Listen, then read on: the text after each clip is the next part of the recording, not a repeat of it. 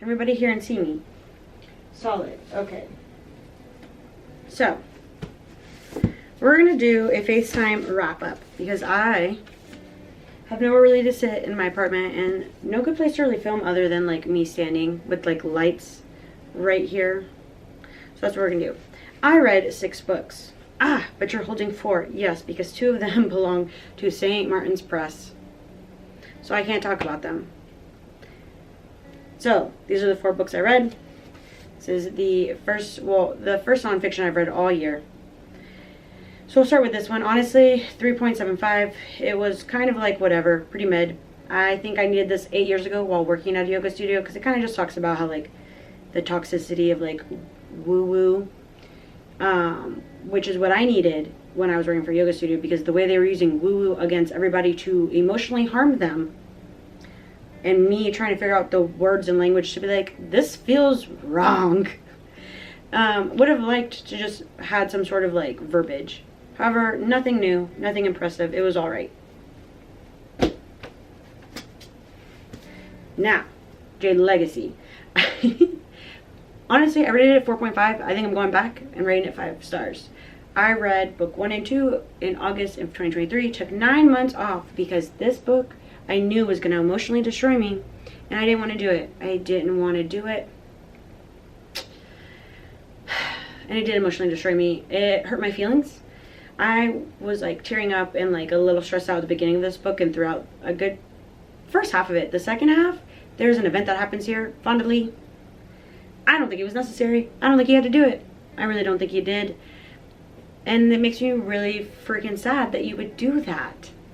And it ends sadly, but it also ends in the exact same way it starts in book 1.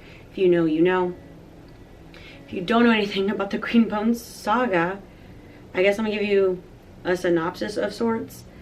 It is about one family in this clan of sorts, and there's Jade.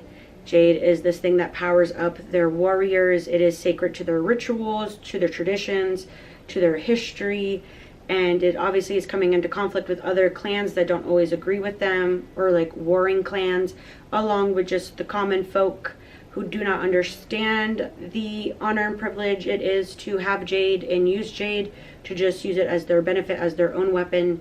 And you follow this family's journey through navigating that, but also family dynamics of not following what the family wants, finding yourself, coming back to family, tragic events in this family. In the first 2 books, honestly, I think it takes place over like maybe 5 or 6 years. This book happens over decades. It's really good. If you liked the Poppy War, I would say that you would enjoy the Green Bone Saga. I would say also that the Poppy War is very grim, dark, and gritty, whereas this, I wouldn't say is grim, dark, but it is gritty a little bit. So it feels lighter, like I had just finished the Poppy War and then I moved to this, and this felt lighter. I think if I had read any other fantasy, this would feel heavy. Do with that as you will. 5 stars. Honestly, gonna bump up my rating. The second book, the second fiction I read this month was The Hemlock Queen. It's book 2 in the Nightshade Crown trilogy.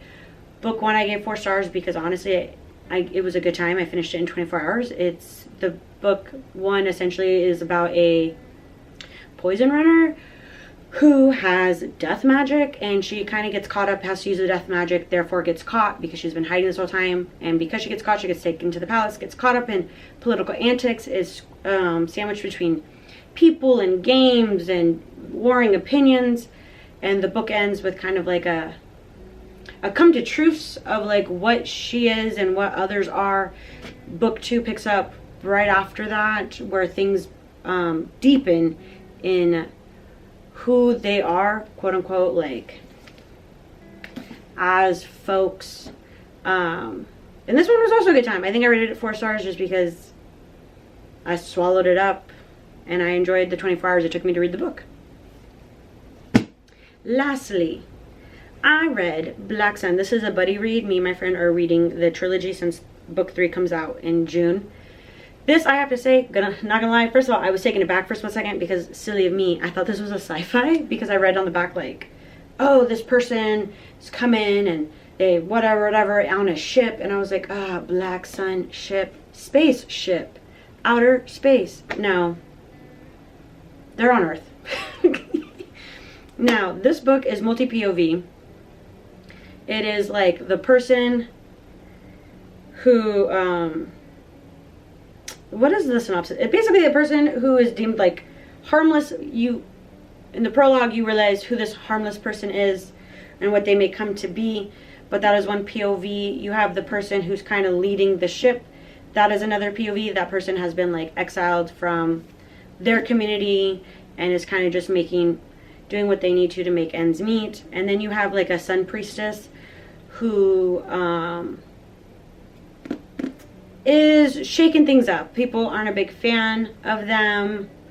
They don't like things going. So you have those 3 previews, and they really just like you move through them throughout the whole book.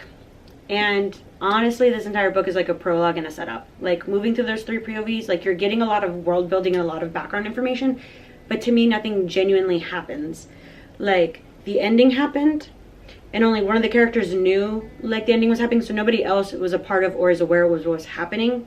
So obviously it kind of just feels like a peak that should be like kind of like in the middle of the book for your other characters to like catch up and then move forward. However, the book ends just like that. So I'm sure book 2 is great. I really do think with the way this is set up and the way how easy it was, because even though like it's just what feels like just a prologue, I read it in 2 days. I was so interested. Like when I first sat down, I ended up like almost halfway through the book. Like it pulled me in. I'm not saying it's bad. I'm just saying like to me, nothing really happened. I really do think that books 2 and 3 are going to have such a greater payoff because of the amount of time we kind of just spent sitting around with people. Or at least I'm hoping. Fingers crossed. I'm waiting for my friend's hold in from the library to happen so that we can continue on with Fevered Star. So, did I tell you what I rated it? If so, I'm repeating 3.75. Like a high 3.75 of a low 4. Now, these are the books I'm going to try to read in May. Lore Olympus Volume 6 just came out, so that's definitely on my list. If you don't know what Lore Olympus is, it's just simply a retelling of Hades and Persephone. I say simply, it's not very simple. It kind of takes place in like an urban city, and then it has all the other Greek gods, so therefore there is a content warning for the things that the Greek gods do in their Greek myths. This one I have no idea, honestly, what this is. I think someone said something about it, and I was intrigued, or someone did like a, for all, like, female wrath or rage or something like that. Because, can you see? Will it focus? Focus. This is for the Anger Girls. Also, my audiobook for this is, like, due, like, Monday. I'm filming on a Friday, so I gotta read it. Honestly, the front says, bloodthirsty, addictive, and searingly romantic. So I'm always here for a romantic subplot. Next on the docket, Fathom Folk, because my audiobook also came in. And so I got to skedaddle with that. This one, honestly, I just know it's a world above water. There's a world in the water. The person is like a mixed, I'm assuming mixed race person who's trying to benefit. I'm guessing the underwater world, but I don't really know much about it. I haven't heard much about it. That's on my list to try to read. And then lastly, finishing Bands of Mourning by Brandon Sanderson. Obviously, second era Mistborn. If you don't know what Mistborn is, era 1 takes place in a world where the villain has won, is basically the synopsis. The villain has won. And the main character, Vin, is living through what happens when the villains win. But also in this world, their magic is they can like eat metals and then use those metals for powers. So some of them have the ability to like push against metal so they can like fly in the air. Some of them have the ability to pull metal so they can pull it towards them or away from them. Other people have like, it's called like tin eyes, so they can see really well. Obviously they're using tin to do it. A copper mine, I think, is something that like confuses or hides other people's powers. They have to obviously eat copper. But yeah, era 1 was a good time.